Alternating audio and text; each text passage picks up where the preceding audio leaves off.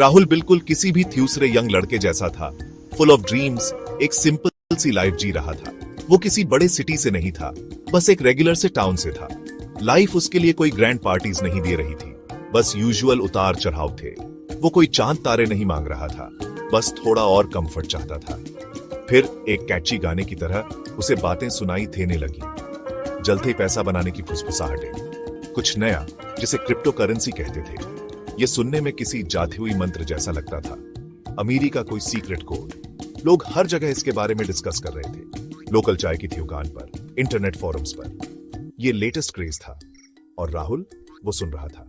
Curiosity भाई बड़ी tricky चीज होती है। राहुल ने अपनी रिसर्च शुरू की। उसने घंटों ऑनलाइन बिताए, आर्टिकल्स पढ़े, ऐसे वीडियोस देखे जो बड़े बड़े बातें करते थे। इन सब का अट्रैक्शन बहुत ज्यादा स्ट्रांग था।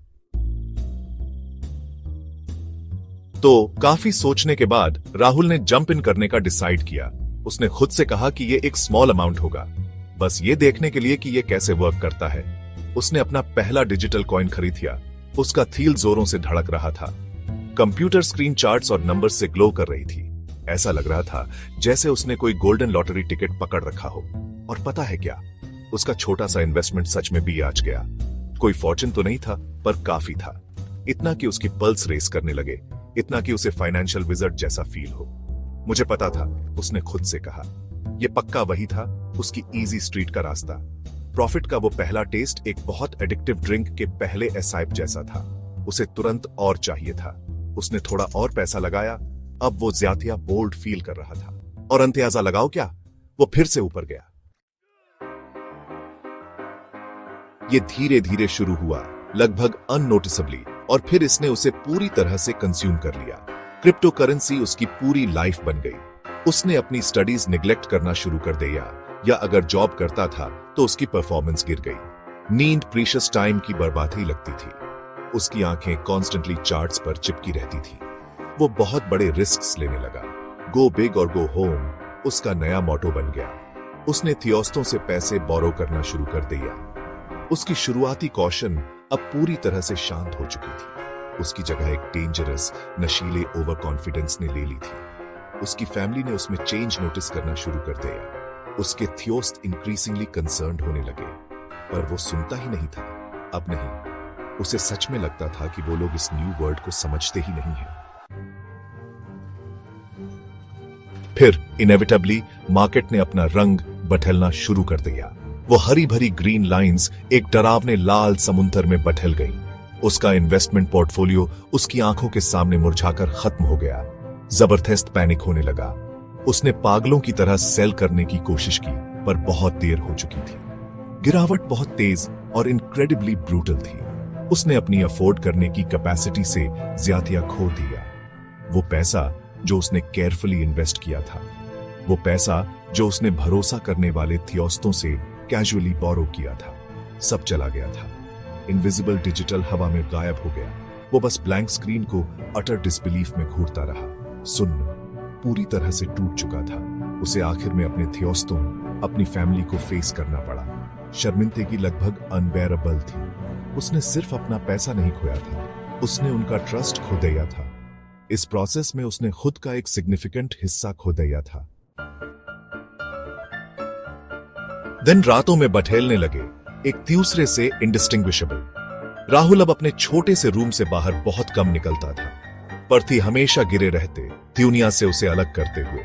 उसे एक एब्सोल्यूट फेलियर जैसा फील हो रहा था। उसकी बेवकूफी भरी गलतियों का इमेंस वेट उसे कॉन्स्टेंटली कुचल रहा था। नींद से कोई सॉलिस नहीं मिलता था। डरावने सपने उसकी रेस्टलेस रातों में आते रहते थे। उसे उन लोगों के डिसअपॉइंटेड चेहरे देखते थे जिनसे उसने पैसे लिए थे। उसे क्रिप्टो चार्ट्स के मजाक उड़ाते, चमकते नंबर्स देखते थे। वो हर एक बैड डिसीजन को अपने दिमाग में बार बार रिप्ले करता था। उसका फोन, जो कभी एक्साइटमेंट का सोर्स था, अब साइलेंट पड़ा रहता था। उसने अननोन नंबर से कॉल्स अवॉइड करना शुरू कर दिया। वो कंसर्न थियोस्तों के मैसेजेस इग्नोर करने लगा। वो इनक्रेडिबली आइसोलेटेड फील करता था, अपने ही बनाए हुए समुद्र में बहता हुआ। एक पार्टिकुलरली ग्लूमी दोपहर को राहुल अपनी यूजुअल डिस्पेयर की धुंध में खोया हुआ था। उसने खुद को अपने फोन पर माइंडलेसली यूट्यूब स्क्रॉल करते हुए पाया। वीडियोस उसकी थकी हुई आंखों के सामने से ब्लर होते हुए गुजर रहे थे, एक के बाद एक। कुछ भी रियली रजिस्टर नहीं हो रहा था। उसका अंगूठा बस ऑटो पायलट पर चल रहा था। फिर सडनली एक शॉर्ट वीडियो उसके फीड पर पॉपअप हुआ, एक यूट्यूब रील। वो ज्यादा लंबा नहीं था, प्रोबेबली 1 मिनट से ज्यादा नहीं। वो क्रिप्टो करेंसी के बारे में नहीं था, वो किसी बिल्कुल अलग चीज के बारे में था, कुछ रिमार्केबली सिंपल फिर भी प्रोफाउंड। वो उसे ऑलमोस्ट स्क्रॉल पास्ट कर ही चुका था, पर किसी अननोन फोर्स ने उसे रुकने और देखने पर मजबूर कर दिया। रील में एक इंसान देख रहा था, शायद कोई आर्टिजन जो अपने हाथों से डिलीजेंटली काम कर रहा था, कुछ ब्यूटीफुल, कुछ टैंजिबल बना रहा था, इंटेंस फोकस के साथ, जेन्युइन पैशन के साथ। ये एक ताजी हवा का झोंका था। उसने उसे दोबारा देखा। वो छोटा सा रील उसके चेहरे पर ठंडे रिफ्रेशिंग पानी के अनएक्सपेक्टेड छींटे जैसा था। उसने मैजिकली उसे उसकी सारी प्रॉब्लम्स का इंस्टेंट सॉल्यूशन नहीं दिया, पर उसने उसे कुछ इनक्रेडिबली इंपॉर्टेंट दिखाया, कुछ रियल, कुछ फंडामेंटल जो वो भूल चुका था। उसने उसे क्रिएशन की, कुछ बनाने की ट्रू वैल्यू साफ साफ दिखाई। सिर्फ स्क्रीन पर आइडल स्पेकुलेशन और नंबर्स के पीछे भागना नहीं। उसे आखिरकार अपनी फॉली का एहसास होने लगा। इजी मनी के पीछे भागने ने उसे बाकी सब चीजों के लिए कंप्लीटली अंधा कर दिया था। वो लाइफ के सबसे बेसिक प्रिंसिपल्स भूल गया था कि ट्रू वेल्थ वैल्यू की कोई चीज डिलिजेंटली बनाने से आती है, न्यू स्किल्स सीखने से, दुनिया में कुछ टेंजिबल और मीनिंगफुल कंट्रीब्यूट करने से।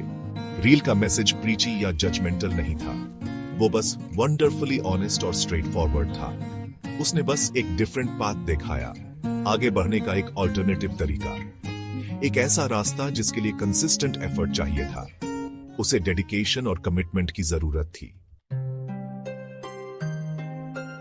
न्यू फाउंड रिजॉल्व के साथ राहुल ने डिसाइसिवली अपने फोन पर सभी क्रिप्टो रिलेटेड एप्स बंद कर दिए। इस बार उसे पता था कि यह हमेशा के लिए था। फिर उसने अपने ब्राउजर में एक न्यू टैब खोला।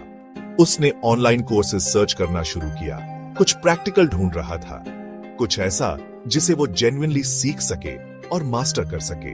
उस सिंपल से यूट्यूब रील ने एक आइडिया बो दिया था। उसने परस्यू करने के लिए केयरफुली एक स्किल चुना। शायद वो कोडिंग थी, कंप्यूटर्स की लैंग्वेज सीखना, या शायद ग्राफिक डिजाइन, ये कारपेंटरी या पॉटरी जैसा कुछ भी हो सकता था।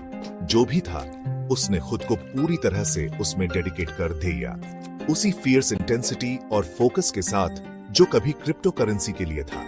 पर इस बार एनर्जी डिफरेंट थी, वो कंस्ट्रक्टिव थी, पॉजिटिव थी। ये अनडिनायबली हार्ड वर्क था, एक चैलेंजिंग जर्नी थी। फ्रस्ट्रेशन के कई मोमेंट्स थे, सेल्फ डाउट के मोमेंट्स घुस आए, पर फिर उसे वो रील याद आ जाता था और वो डिफिकल्टीज को पार कर जाता था। धीरे धीरे पेनस्टेकिंगली वो बेटर होने लगा। देखो, लाइफ के अपने सबसे इंपॉर्टेंट लेसन सिखाने का एक बहुत पिक्यूलियर, अक्सर घुमावदार तरीका होता है। राहुल ने अपना लगभग सब कुछ खो दिया, पर उस डेवस्टेटिंग लॉस में उसे अनएक्सपेक्टेडली कुछ कहीं ज्यादा वैल्यूएबल मिला।